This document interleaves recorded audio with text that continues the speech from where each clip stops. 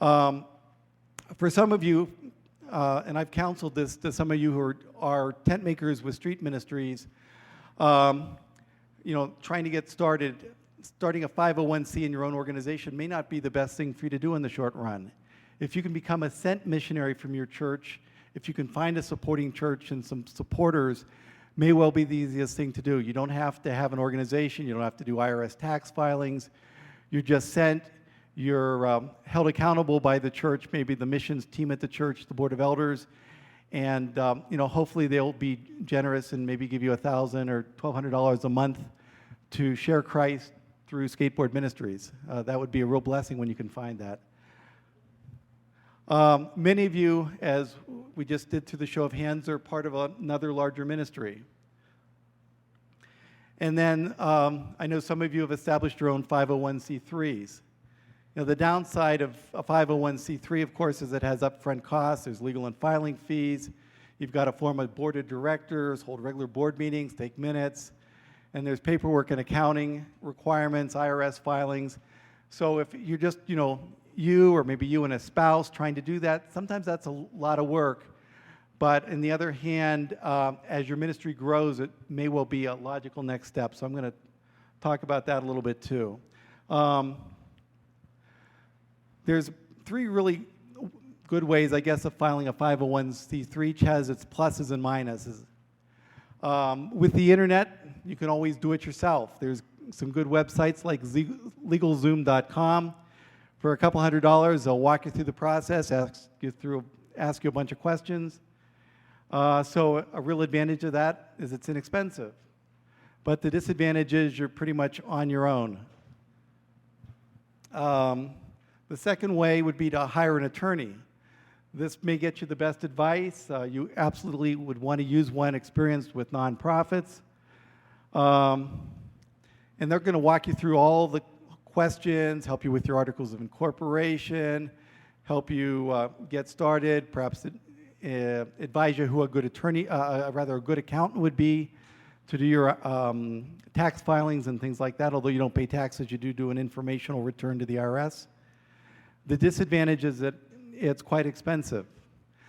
There's a third approach that many people aren't aware of, but I've know 3 of our Livin Alliance partners who have now used a charity consultant.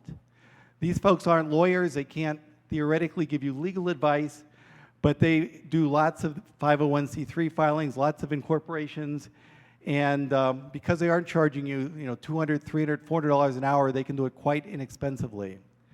A good one will do many of the things an attorney will do for you, helping you think through your articles of incorporation, asking you hard questions, and helping you through all aspects of that 501c3 filing that you have to do with the government. They cost a ton less than an attorney, maybe $1,000, $1,500 if you're a little tricky, but they'll get the job done for you, oftentimes faster, and as I said, certainly less expensive than an attorney. The disadvantage, as I stated before, they can't give you legal advice, but having done lots of these, they're pretty adept at it, and they can get it done for you without giving you the legal advice. Several of our Palau Association Alliance partners, both on the Livin Alliance side and our Luis Palau Next Generation Alliance side, have used Michelle here at Charitable Connections, Inc., and there's a phone number in your notes. So if you're thinking about doing a 501c3 and want to kind of go a middle-of-the-road approach that doesn't leave you totally on your own, but one that won't necessarily start you out bankrupt, Michelle's a really good way to go. If you do choose to go the 501c3 approach, you've got to build a board. And building a board is not just getting 5 of your best friends together and saying, hey guys, we're going to meet, we're going to be the board. I know of one skate ministry who started out that way. It was the team manager and 5 of the skaters, and they were going to be a board. And that's not a good way of starting. Love the skater guys. You guys are awesome in how you share your testimony. You skate your hearts out. You love Jesus Christ. You win kids for Christ. But, if we're really truly honest with ourselves, you guys aren't necessarily the best business people, don't necessarily make the best financial decisions. Although living on $15 a day, as Chris's team does, you're doing okay financially, I guess. You at least can stay within budget. And, you know, it really helps to have some older, more seasoned business people to be your board. If you look at what the purposes of a board is, one, they help determine and direct the ministry's mission. So that, you know, that's taking a big picture view. Where are you going? What is it that you're going to do? They help establish policy. You know, policy could be things like, you know, how much are we going to pay the manager, the team? What's the vacation schedule? Things like that. Help with the big decisions. Are we going to lease the van and the trailer, or are we going to buy it? Oversee finances.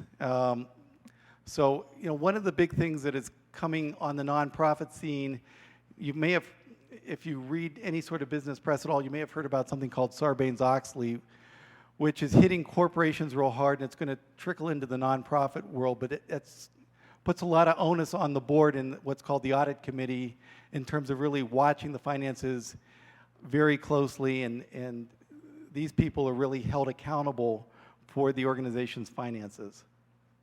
Of course, you also want your board to provide spiritual leadership and prayer support.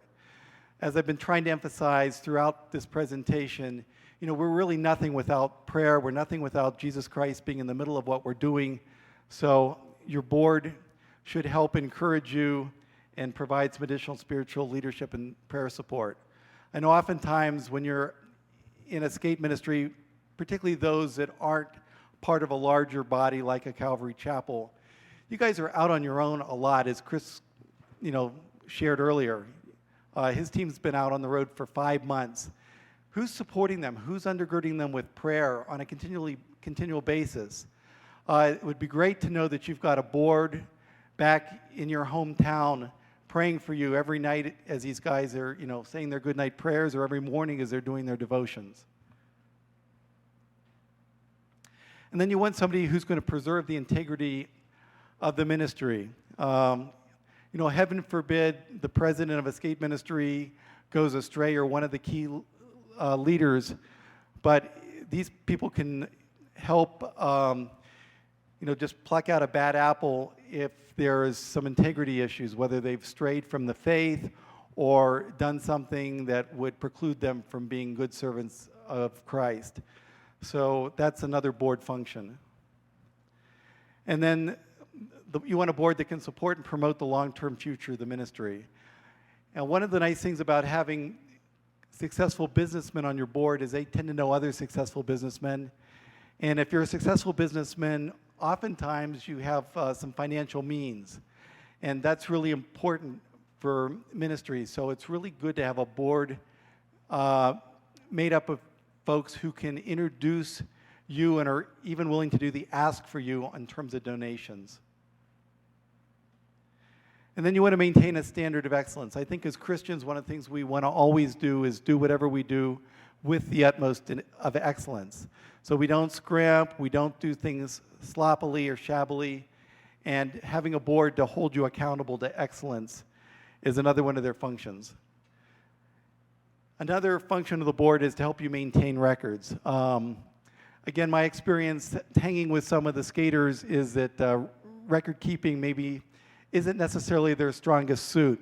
So again, having some strong business people who have administrative gifts rather than skating gifts or expository gifts would be useful. And so helping you maintain your records, do your tax filings on time are useful things. And then similarly, ensure that the IRS and perhaps as you grow ECFA, which is the Evangelical Council for Financial Accountability, requirements are met.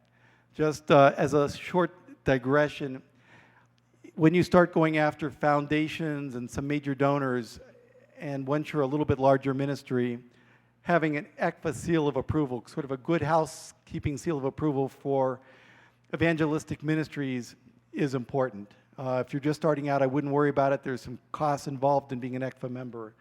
But it is something that when you're going after really significant donors and big foundations,